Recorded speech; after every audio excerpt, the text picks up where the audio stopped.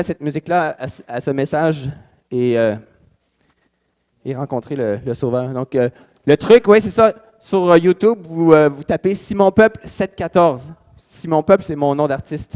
Ben. Je ne veux pas être prétentieux. Puis 714, avez-vous une idée, 714? 714, ça veut dire quoi? Ben, c'est pas...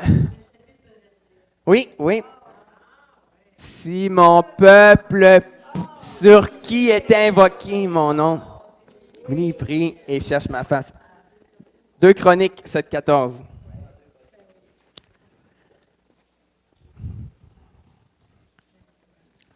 Le titre de mon message ce matin... Non, ça c'est mon côté musical, ouais, c'est ça, c'est mon nom d'artiste. Il y a mon épouse Alexandra qui chante également, elle est sur YouTube. Vous irez la voir si vous voulez savoir son nom d'artiste à elle. Il est long de même, en passant.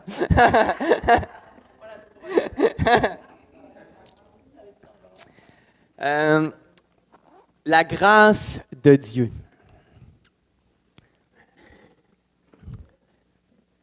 Père éternel, nous sommes réunis en ton nom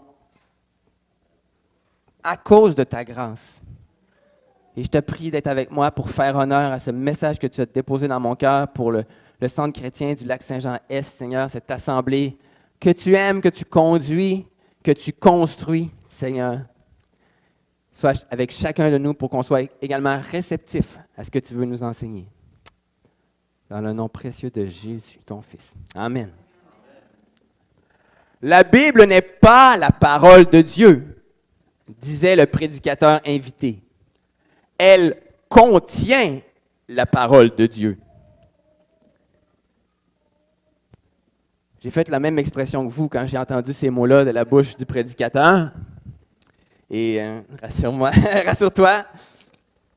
Mais ce qui m'a le plus dérangé, c'est pas tant qu'un prédicateur invité puisse dire de telles choses, parce qu'il n'y a plus rien qui me surprend aujourd'hui.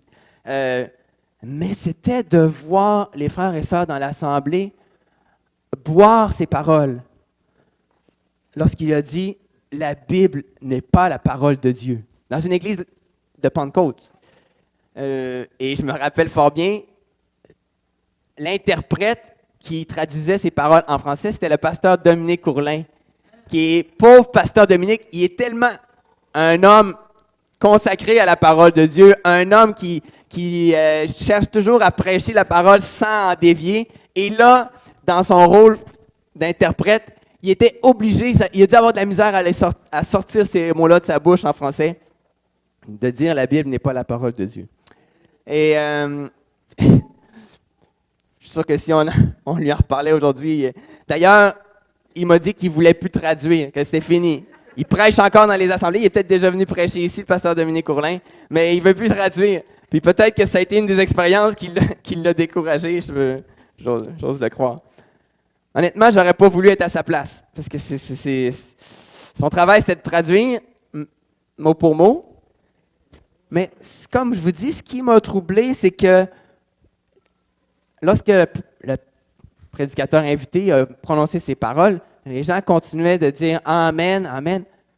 Et moi, je suis sorti de la salle scandalisé, mais c'est aussi ma femme, elle sait que c'est un peu dans ma personnalité. Dernièrement, elle m'a dit « Simon, t'es comme Martin Luther ». Pas Martin Luther King, là, le défenseur des droits de l'homme, mais Martin Luther, le réformateur du 15e, 16e siècle. C'est le plus beau compliment qu'elle m'a jamais fait. Vous allez dire, ouais, c'est bon. Non, mais un petit côté, quoi? Défenseur de la vérité. Et, je me suis scandalisé d'entendre ce message. Mais je comprends pourquoi aussi les gens continuaient d'écouter les paroles du prédicateur, c'est qu'ils étaient en confiance. Ils avaient été mis en confiance. Et ils avaient un peu éteint leur vigilance par rapport à ce qui pouvait être apporté.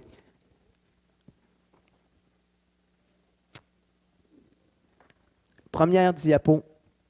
C'est le verset que j'ai eu à cœur pour ouvrir ce message. La grâce de Dieu à laquelle vous êtes attachés est la véritable. C'est vraiment le message que j'ai pour vous et on va développer sur cette idée ce matin. La grâce de Dieu à laquelle vous êtes attachés est la véritable. Laissez-vous pas convaincre du contraire, laissez-vous pas ébranler, mais continuez à être attachés à la grâce de Dieu. J'aimerais dire, méfie-toi de quiconque te fait douter de ta relation avec Dieu. Méfie-toi. Que ce soit un athée endurci ou un chrétien super spirituel, entre guillemets. Premièrement, ou des athées, vous devez en côtoyer, ou des gens qui ont abandonné la foi. L'apôtre Pierre nous prévient déjà dans 2 Pierre, aux prochaines diapos, 2 Pierre chapitre 3, « Sachez avant tout que dans les derniers jours apparaîtront des gens qui vivront selon leurs propres désirs. Ils se moqueront de vous et diront, « Il a promis de venir, n'est-ce pas? Eh bien, où est-il? » C'est pas beau de se moquer, hein? Ça, c'est si vous avez moindrement tenté de témoigner à des collègues, à des voisins, vous avez peut-être rencontré des petits sourires en coin, des soupirs. Lorsqu'on parle de la parole de Dieu, de la Bible, les commandements de Dieu, peut-être même vous avez rencontré des moqueries. Ça, on doit s'y attendre. Je pense que c'est pas ça qui nous surprend.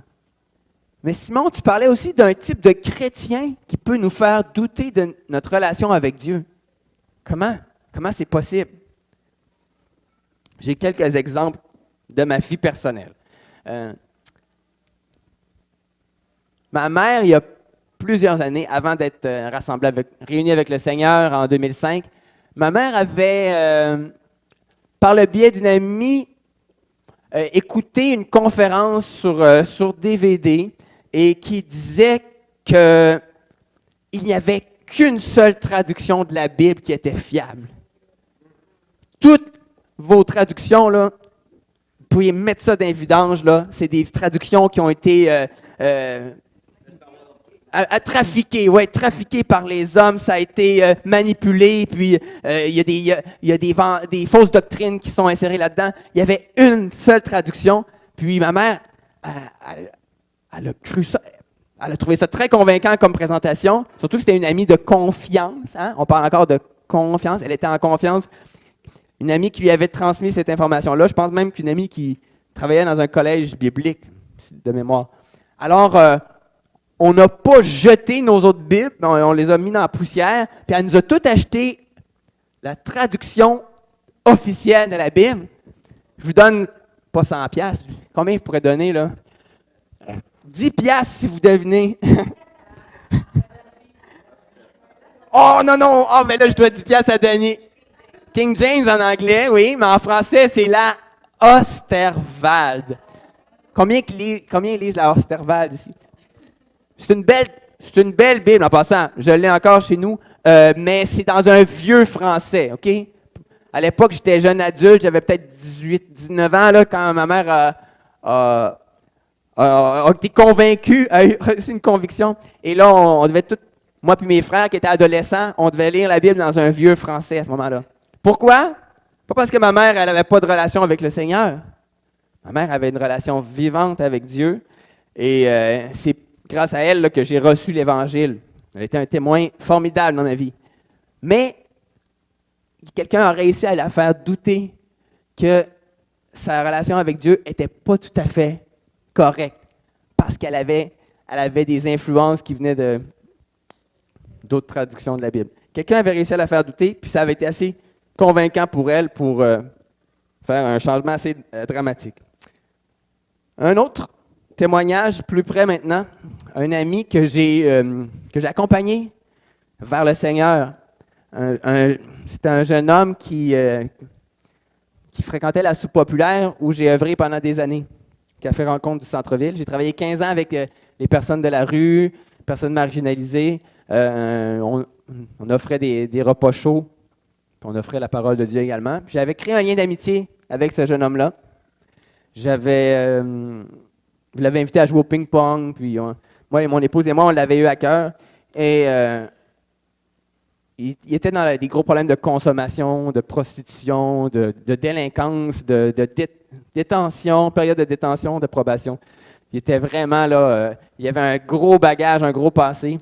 Puis quand il a goûté à l'amour fraternel, puis à l'amour de Dieu, il a accepté d'aller dans un centre de désintoxication chrétien, défi jeunesse à l'époque. Et ça a vraiment eu un impact considérable. Cela dit, vous vivez des combats là, en tant que chrétien? Ben lui, son combat, c'est contre l'alcool. Son combat, nos combats, peut-être qu'on est capable de les cacher dans nos pensées ou dans nos maisons respectives, mais lui, son combat, il a de la difficulté à le cacher parce que quand il consommait de l'alcool, il se retrouvait, il perdait ses logements, puis même une fois chrétien, il continuait à vivre des combats. Mais il avait une soif de Dieu, il continuait de fréquenter l'assemblée, d'aller aux réunions de prière, puis de jeûner, puis malgré ses défis, ses difficultés. Donc, j'essayais de l'encourager à chaque fois que j'avais un contact avec lui. Par la suite, je voulais l'encourager, puis je ne savais pas trop comment. À un moment donné, il a déménagé dans une autre ville et il m'appelle, il me dit « Simon, je me suis joint à une nouvelle assemblée. » Et j'étais content. Je le considère comme un peu comme un petit frère dans la foi, quelqu'un que j'ai amené au Seigneur. Puis il dit « Je me suis joint à une nouvelle assemblée. » Puis le pasteur, il est super en feu, mais là, je me refais baptiser. Là. Je me refais baptiser. Je dis, pourquoi? Je savais qu'il était déjà passé par le baptême d'eau, justement quand il était au centre défi jeunesse. Mais là, il avait rencontré un pasteur qui avait réussi à le faire douter de son premier baptême d'eau. Je ne sais pas, peut-être que le pasteur, là, moi je pense que c'est un pasteur super correct, super gentil. D'ailleurs, il a accueilli ce gars-là qui a des difficultés. Fait que, vraiment, si je rencontrais ce pasteur-là, j'aurais juste des merci à lui donner. Bon, fait que je ne veux pas critiquer son geste, mais peut-être involontairement, il a réussi à faire douter ce frère dans la foi que, étant donné qu'il y a des combats avec le péché, qu'il devrait se refaire baptiser de nouveau. Qui sait ici que quand on se fait baptiser dans l'eau pour suivre Jésus, on n'est pas libéré instantanément de la tentation, puis de la capacité de pécher. On reste humain avec cette capacité-là en nous et il faut se consacrer jour après jour au Seigneur. Alors, vous voyez, des chrétiens bien intentionnés peuvent nous faire douter de notre relation avec Dieu. Et c'est pour ça que c'est important de parler de la grâce de Dieu. De la grâce de Dieu.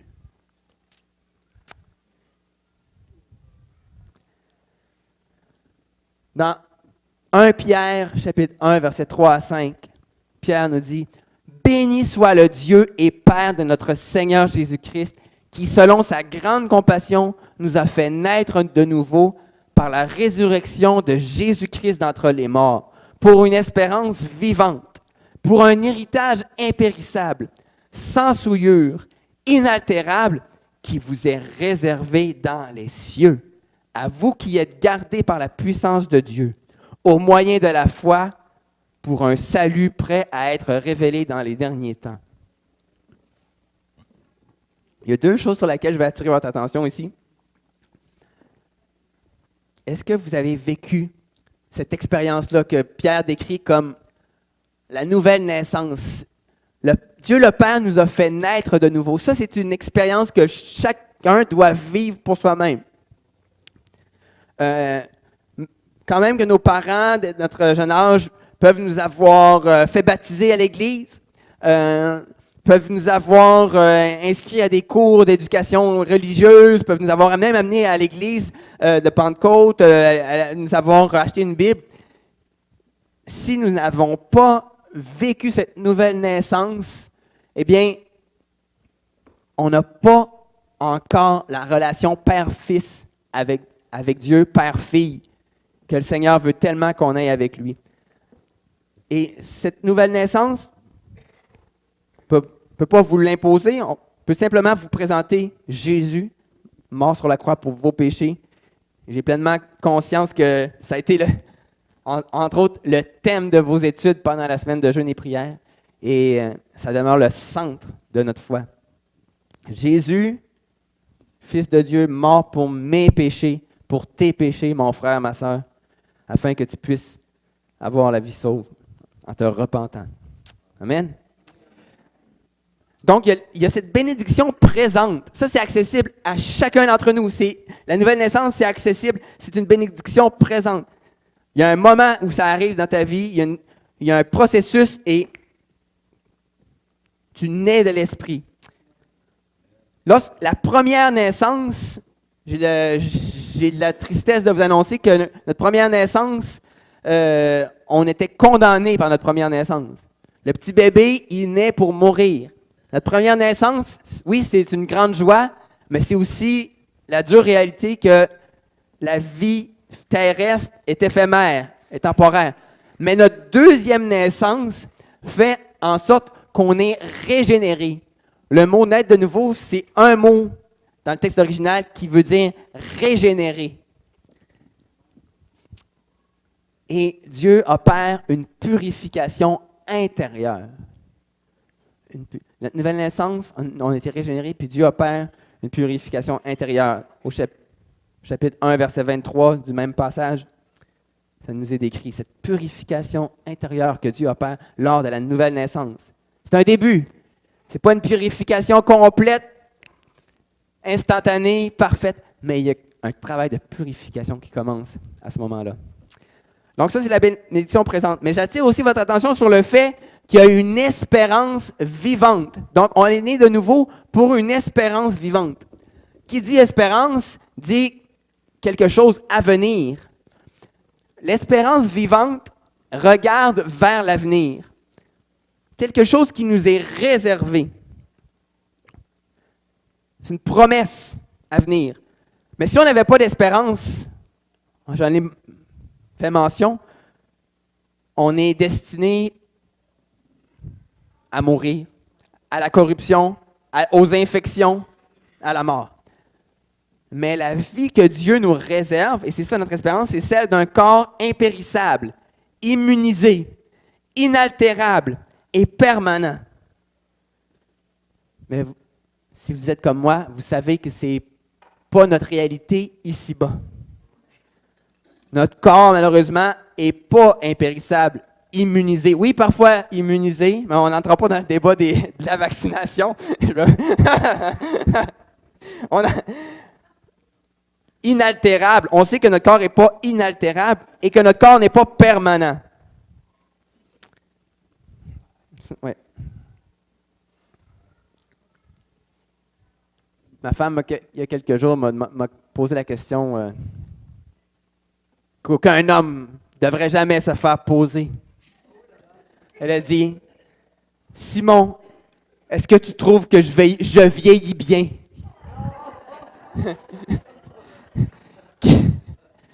À ce moment-là, est-ce que vous réalisez que ma vie était en grand danger? Ma vie dépendait de la réponse que j'allais donner. Simon, est-ce que tu trouves que je vieillis bien? J'ai trouvé de quoi? Non seulement ma réponse, fallait qu'elle soit parfaite, mais il fallait que je réponde vite. Les gars, écoutez bien. Il faut répondre bien, il faut répondre vite, parce que si vous hésitez, vous êtes fait. Comment ça, oui, je vieillis bien, mais pourquoi tu n'as pas dit oui tout de suite? Pourquoi tu as attendu 2 secondes? 2 secondes, vous pouvez vous le faire relever. Non, mais j'ai bien répondu, merci Seigneur. Tu te rappelles pas? J'ai dit que tu faisais penser à Sharon Stone. Ça, c'est une actrice d'Hollywood qui vieillit bien, selon les experts. Là. Je m'y connais pas tant que ça.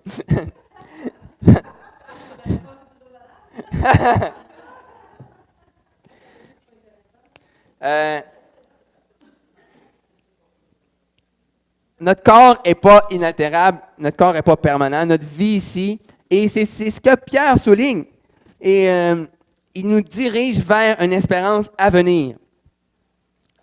Tout à l'heure, je vous parlais de se méfier de quiconque nous fait douter de notre relation avec Dieu. un frère, une sœur bien intentionnée vient vous voir et me dit «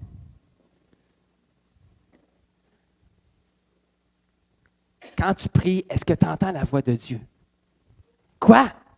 Tu n'entends pas la voix de Dieu quand tu pries? Hein? Puis là, vous entendez ça, là, puis là, vous vous mettez en doute. Hein? Ça fait 20 ans que je connais le Seigneur. Puis c'est vrai, j'entends pas sa voix quand je prie. Ah! Là, vous venez tout paniquer, là, parce qu'il y a quelqu'un qui va dire, quoi, tu n'entends pas la voix de Dieu quand tu pries? Si ça fait 20 ans que vous avez une relation avec le Seigneur, est-ce que ça se peut que vous avez appris à entendre sa voix, mais que les commentaires d'un ou d'une autre pourraient vous faire douter? C'est pas un certain Paul qui a écrit quelques livres dans la Bible. À un moment donné, il dit, dans un chapitre, là, 1 Corinthiens 13, là, pour ceux qui connaissent un petit peu, il parle de l'amour, oui, un chapitre sur l'amour. Puis il dit, aujourd'hui, nous voyons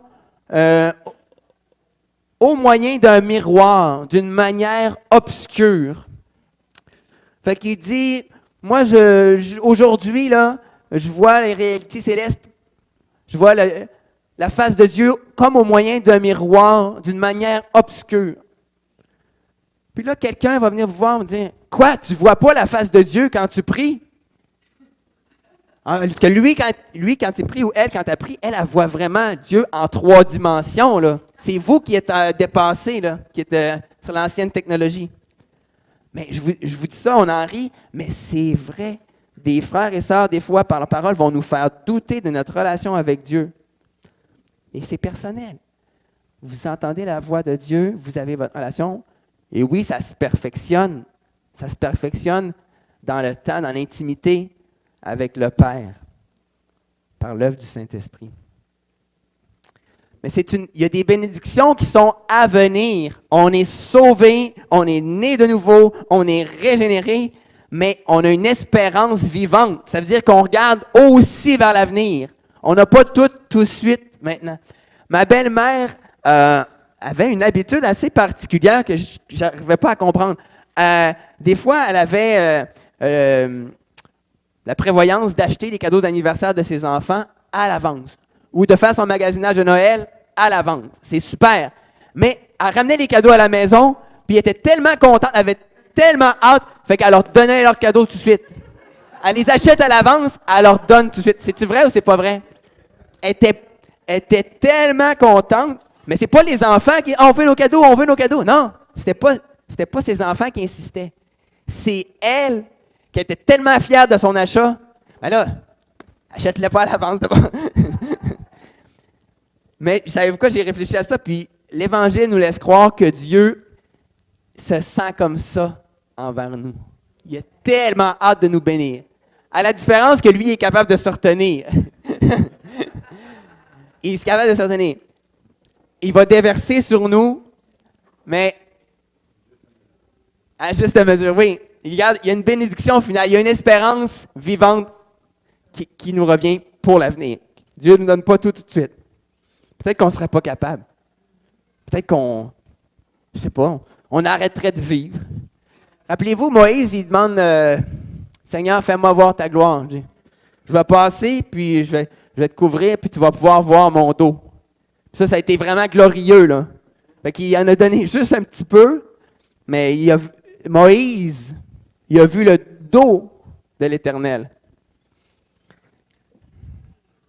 Et c'était une expérience inoubliable. Alors, en peu de temps, ce ne sera pas un long message, je vais voir avec la prochaine diapo, peut-être 3 vérités au sujet de la grâce de Dieu. La première, qui est fondamentale, la grâce de Dieu, c'est notre sécurité. On est à une époque où on a besoin de retrouver notre sécurité. Sécurité intérieure, sécurité dans nos relations, un sentiment de sécurité profond. On en a besoin. Deuxièmement, la grâce de Dieu est source de salut. J'étais quasiment gêné d'écrire ça parce que ça va tellement de soi. Vous êtes dans une église évangélique où on annonce qu'on est sauvé par grâce. Vous le savez. Mais étant donné que c'est biblique, je me dis, je le mets. Je le mets, puis on va peut-être même découvrir quelque chose encore plus profond. On va peut-être avoir une révélation encore plus claire de ce que ça signifie. Et finalement, la grâce de Dieu, troisièmement, est à l'origine de nos dons spirituels et de notre appel. Si je commence avec le premier point, la grâce de Dieu, c'est notre sécurité. Lisons la prochaine diapo, Ésaïe 32, 17. L'œuvre de la justice sera la paix, et le fruit de la justice, le repos et la sécurité pour toujours. C'est une prophétie qui parle de l'avenir, de la plénitude du Saint-Esprit, l'onction du Saint-Esprit qui descend sur son peuple et des bénédictions qui sont réservées pour les enfants de Dieu. C'est quoi l'œuvre de la justice? Mais premièrement, la justice de qui? L'œuvre, qui a vraiment démontré une œuvre de justice? Certainement pas moi, c'est Jésus. Jésus a accompli l'œuvre de la justice par sa vie et par sa mort sur la croix. Et qu'est-ce que ça nous accorde, nous? Paul aborde abondamment ce sujet-là. Ça nous accorde la paix. La paix avec Dieu, mais aussi la paix avec nous-mêmes. Parce que ce fichu combat intérieur, là, on a juste à le clouer à la croix, le déposer à la croix du calvaire. C'est la paix et le fruit de la justice. C'est le repos et la sécurité pour toujours. On a besoin de plus que jamais de chrétiens et de chrétiennes qui ont un sentiment de sécurité. Si on a ce sentiment de sécurité, qu'on est aimé, qu'on est accepté, qu'on est agréable à Dieu en Jésus, est-ce que vous êtes capable de dire « Je suis agréable à Dieu » ? Si vous avez de la difficulté à le mentionner, ce n'est pas de votre faute. C'est parce que vous ne saisissez pas la croix. À quel point l'œuvre de Jésus sur la croix vous rend agréable à Dieu. Donc, allez pas chercher de midi à 14h. Si vous n'êtes pas capable de dire « Je suis agréable à Dieu », revenez à la croix. Regardez ce que Jésus a fait. Jésus qui ne méritait pas la mort, qui ne méritait aucune punition, qui a souffert ce châtiment-là à votre place pour que vous soyez justifiés, que vous soyez agréable à Dieu. C'est notre sécurité. Et si notre cœur nous condamne, dit l'apôtre Jean dans 1 Jean 3, 20, si notre cœur nous condamne, Dieu est plus grand que notre cœur. Accrochez-vous à cette parole. Si votre cœur vous condamne, Simon, je ne suis pas capable de dire que je suis agréable à Dieu. Si tu connaissais ma vie, si tu connaissais mes combats, si ton cœur te condamne, Dieu est plus grand que ton cœur. Il voit toutes choses. Il veut te libérer. Il veut te délivrer. Amen. En 1915, en plein milieu de la Première Guerre mondiale, des soldats canadiens sont allés combattre en Europe et des soldats australiens ont été aussi dépêchés pour aller combattre. Parmi ceux-ci, le pasteur méthodiste Elvis Jenkins, âgé de 27 ans, et qui s'était formé pour le ministère, mais à cause des conflits, il était dans la force de l'âge, était conscrit, peut-être volontaire, enrôlé, peut-être volontaire aussi, mais il est allé défendre les libertés et il a été pris dans un combat. Il y a eu un engin explosif qui a éclaté juste à côté de lui et il y a un éclat d'obus qui s'est dirigé vers sa poitrine. Et si on peut tourner à la page suivante, le pasteur Elvis Jenkins gardait dans sa poche un petit Nouveau Testament. En français, pour un pasteur australien, ça c'est assez particulier. Vous allez le voir à la page suivante peut-être. Voyez-vous? Le projectile a déchiré la couverture arrière du Nouveau Testament, a traversé les pages de l'Apocalypse, les Épîtres, le livre des Actes des Apôtres, pour s'arrêter aux Évangiles. Et cette Bible-là est dans un musée en Australie, je pense, un musée de la Société biblique australienne.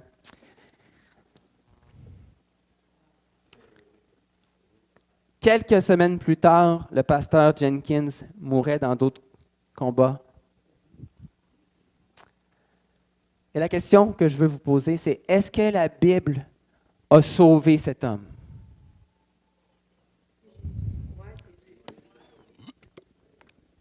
Bonne question, hein? S'il croyait le contenu de ce livre, la réponse est d'un grand oui. Parce que la Bible n'est pas un talisman, ce n'est pas un porte-bonheur qui nous protège des malheurs. Mais quand on croit la bonne nouvelle que nous sommes aimés et que Dieu a payé le grand prix pour faire de nous ses enfants, eh bien, on peut avoir l'assurance de la vie éternelle. Alors oui, si le caporal Jenkins croyait le contenu de ce livre qu'il portait sur son cœur, et j'ose croire que oui, ce n'était pas une coïncidence s'il le portait sur lui, eh bien, il a été aussitôt réuni avec son Sauveur dans les lieux célestes. La grâce de Dieu est source de salut. Prochaine diapo, dans Tite chapitre 2, versets 11 à 13. Car la grâce de Dieu, source de salut pour tous les hommes, a été manifestée. Elle nous enseigne à renoncer à l'impiété et aux convoitises mondaines et à vivre dans le siècle présent selon la sagesse, la justice et la piété. En attendant la bienheureuse espérance et la manifestation de la gloire du grand Dieu et de notre Sauveur Jésus-Christ. Il revient. Jésus qui s'est donné lui-même pour nous afin de nous racheter de toute iniquité et de se faire un peuple qui lui appartienne, purifié par lui et zélé pour les bonnes œuvres. Ici, on nous parle d'une source de salut pour tous les hommes. C'est juste une autre manière de dire qu'il n'y a personne qui va se justifier par ses propres œuvres. Tous ceux qui vont être sauvés vont l'être par la grâce de Dieu. Okay? Même le meilleur d'entre nous, même la meilleure d'entre nous, même l'apôtre Paul, même celui qui est le plus grand témoignage est sauvé par la grâce de Dieu. Et on nous mentionne ici qu'il s'agit d'un salut en attendant la bienheureuse espérance. Si vous vivez des moments de doute, de découragement, ne vous questionnez pas. Vous êtes en plein dedans, vous êtes sur le chemin. Vous suivez Jésus, il vous a promis des épreuves. Il vous a pas promis une délivrance instantanée de la maladie, des tentations, des conflits. Au contraire, il a même dit, en suivant mes commandements, vous ne ferez pas juste des amis. Vous allez vous faire des adversaires également. Donc, les conflits. Mais vous avez une espérance, la bienheureuse espérance. Vous avez raison d'être positif. Vous avez raison de croire. Soyons en feu pour le servir, mais ne soyons pas abattus si les résultats ne sont pas immédiats. C'est mon encouragement. Soyons toujours en feu. On n'est pas dans l'erreur quand on est motivé et enthousiaste. Mais soyons encore en paix si les résultats ne sont pas immédiats. Et en terminant, la grâce de Dieu est à l'origine de nos dons et de notre appel. C'est important de se le rappeler. La même grâce, le don de Dieu qu'on ne peut pas mériter, cet amour qu'il déverse sur nous, c'est ce qui est à l'origine de nos dons spirituels et de notre appel. c'est un peu un mystère pour plusieurs. Comment je peux servir Dieu si, dans le fond, c'est lui qui doit me couvrir de ses dons? Quel est mon rôle dans tout ça? Je me rappelle d'un jeune homme que j'avais accompagné à l'époque où je travaillais au Café Rencontre. J'avais essayé de créer un lien avec lui. C'était un jeune homme assez marginal qui était littéralement en situation d'itinérance. Il était sans abri. Et lorsqu'on discutait avec lui pour essayer de peut-être le mettre en lien avec un organisme qui pourrait l'héberger, qui pourrait l'aider, lui, il répétait que c'était la volonté de Dieu qu'il soit sans abri. Il s'était résigné à son sort. Et c'était déchirant parce que c'est pas le Dieu que je connais, ça. Mais lui, il avait sa compréhension de Dieu lui faisait croire qu'il devait accepter son sort, que c'était ça qu'il... J'ai réussi à gagner sa confiance suffisamment pour qu'il me demande de l'aide pour acheter un billet de train, je pense, pour retourner à Montréal. Puis donc, j'ai fait ces démarches avec lui. Et après, j'ai pu lui écrire un petit courriel pour prendre de ses nouvelles, une fois qu'il était rendu à Montréal. Il me dit « Salut Simon, mon voyage s'est bien déroulé. Je te remercie pour ton aide. En fait, je remercie Dieu de t'avoir utilisé pour m'aider. Que Dieu dirige continuellement nos vies et qu'il permette que nous cherchions sa face continuellement. Sur ce, merci et à la prochaine peut-être. » J'ai pas eu de nouvelles depuis, ça fait des années, mais je repensais à lui. Puis, je voyais que ça y a pris un effort pour me remercier. Puis c'est pour ça qu'après, il dit, ouais, c'est pas tellement toi que je remercie, c'est Dieu que je remercie. Parce que pour lui, c'est Dieu qui contrôlait toutes choses. Et il a raison. Mais il n'a pas encore goûté la grâce de Dieu. La grâce de Dieu. Oui, Dieu peut être remercié en tout. Et c'est Dieu qui nous utilise ultimement. On n'est que des instruments entre ses mains. Mais Dieu nous a aimés. Il nous a choisis. Il nous a appelés. Et c'est sa grâce qui est à l'origine de nos dons et notre appel. On n'a pas à en rougir. On n'a pas à s'en vanter. C'est ni l'un ni l'autre. Il y avait un pasteur que je me rappelle qui trouvait ça étrange que certains musiciens faisaient une prestation à l'église ou dans un rassemblement, puis ils disaient « Ah non, c'est pas moi qu'il faut applaudir, c'est Dieu, c'est Dieu. Non, c'est pas moi, alors remerciez-moi pas, c'est Dieu qu'il faut remercier. » Comme si c'était pas lui qui jouait de la guitare ou qui chantait, comme si c'était Dieu qui jouait la guitare à sa place. Il était tellement mal à l'aise que les gens, peut-être qu'à quelque part, c'est parce qu'il aimait tellement ça, les applaudissements, qu'il ne se sentait peut-être pas totalement libre de les recevoir. La grâce de Dieu nous amène dans ni l'un ni l'autre de ces extrêmes. On n'a pas de raison de se vanter, de se péter les bretelles, mais on n'a pas une raison aussi de s'abattre, puis d'essayer de se cacher, puis de rougir, puis de dire non, c'est Dieu, puis de... Non. On est des reflets de sa gloire. On est créé à l'image de notre Seigneur. Sa grâce aussi nous fait rayonner. Et c'est ma prière, alors en terminant, c'est ma prière pour nous, qu'on puisse incarner ce passage dans les psaumes qui dit « Quand on tourne les regards vers lui, on est rayonnant de joie. » Qu'on puisse goûter à la grâce de Dieu, puis qu'on puisse être inébranlable. Que les paroles de ceux qui peut-être, en voulant nous encourager, ont peut-être pour l'effet contraire de nous faire sentir tout petits, eh bien, qu'on puisse les mettre à la lumière de la grâce de Dieu, qu'on puisse les compenser avec la grâce réelle de Dieu, qui est notre sécurité. Est-ce qu'on peut peut-être se lever ensemble en terminant? Alléluia. Seigneur, il n'y a pas de hasard dans cette réunion. Seigneur, tu nous as conduits et je te prie pour mes frères et sœurs en ce lieu, Seigneur. J'avais à cœur particulièrement ceux qui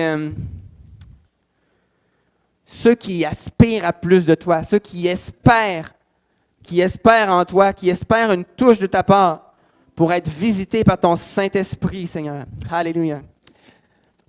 Je te prie pour ce frère, cette sœur, peut-être, qui t'implore depuis un certain temps, Seigneur, viens me remplir. Oh Seigneur, c'est un don de ta grâce. Je te prie simplement de venir le visiter, de le remplir, de nous baptiser de ton Saint-Esprit. Pour ceux qui n'ont pas encore vécu cette expérience, pour ceux qui n'ont pas encore vécu la nouvelle naissance, Seigneur, je te prie de leur faire vivre cette régénération intérieure, cette purification du cœur par le sang de Jésus. Pour ceux qui n'ont pas encore vécu le baptême du Saint-Esprit avec la puissance d'en haut, qu'ils puissent la recevoir et pouvoir te louer dans d'autres langues et pouvoir te célébrer avec la nouvelle puissance, la liberté intérieure que tu vas leur donner. Et je te prie aussi pour celui ou celle qui se sent inutile.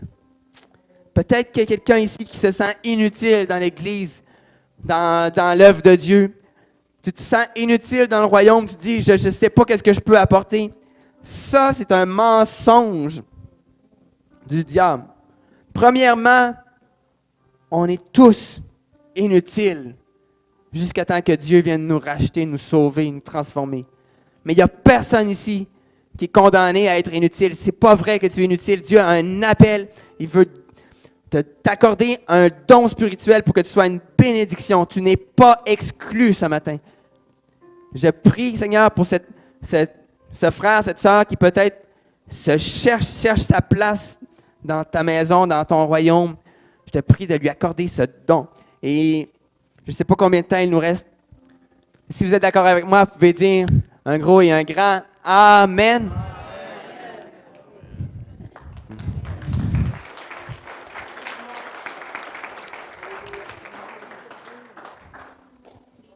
Merci beaucoup, Simon. Peut-être qu'on pourrait finir avec un dernier chant. Est-ce que